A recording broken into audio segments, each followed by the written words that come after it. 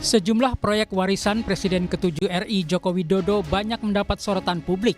Salah satunya kereta cepat Jakarta-Bandung Wush yang disorot karena besarnya beban utang dari proyek tersebut.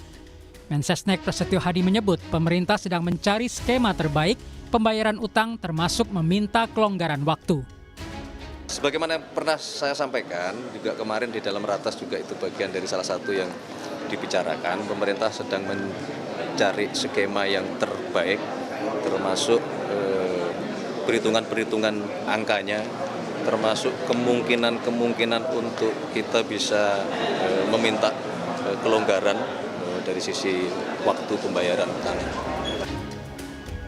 Yang juga disorot publik adalah proyek Ibu Kota Nusantara (IKN). Presiden Prabowo menetapkan Ibu Kota Nusantara menjadi ibu kota politik pada 2028.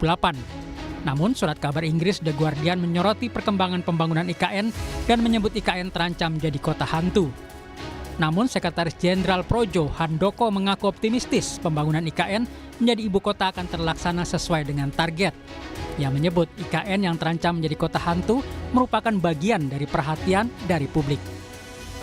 Ya, kalau saya optimis itu akan jadi ibu kota yang bagus dan itu adalah perintah undang-undang juga, karena kan kita juga sudah sepakat bahwa ibu kota negara itu dipindah ke Nusantara, ke IKN. Jadi kalau ada kekhawatiran, ya saya melihatnya itu sebagai bagian dari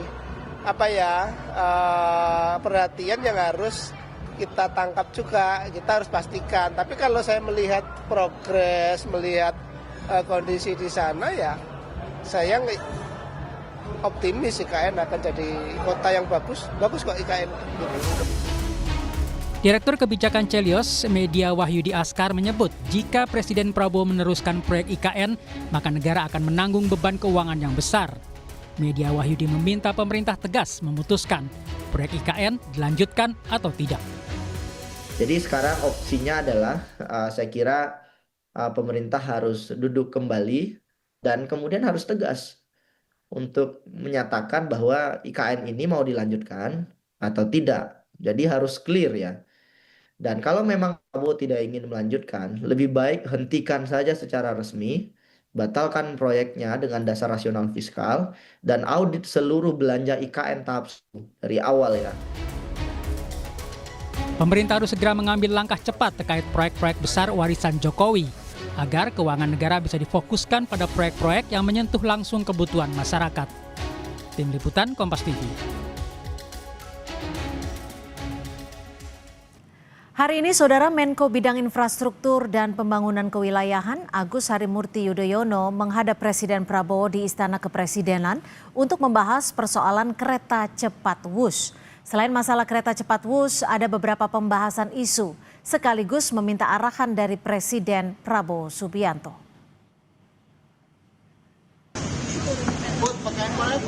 Di tengah pembahasan soal kelanjutan Wush, hadir pula Ignatius Jonan, Menteri Perhubungan era Kabinet Kerja di bawah Presiden Joko Widodo juga datang ke istana.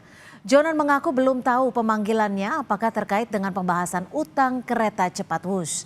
Tapi menurutnya ia hanya dihubungi oleh Seskap untuk datang ke istana.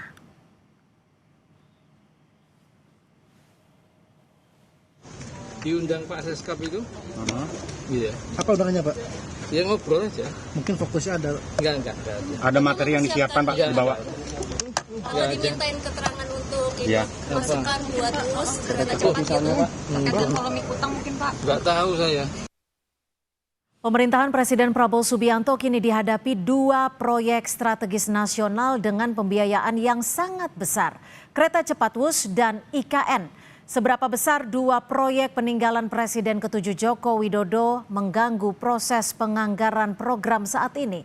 Lalu apa konsekuensi politik dan ekonomi jika Prabowo tidak melanjutkan pembangunan IKN?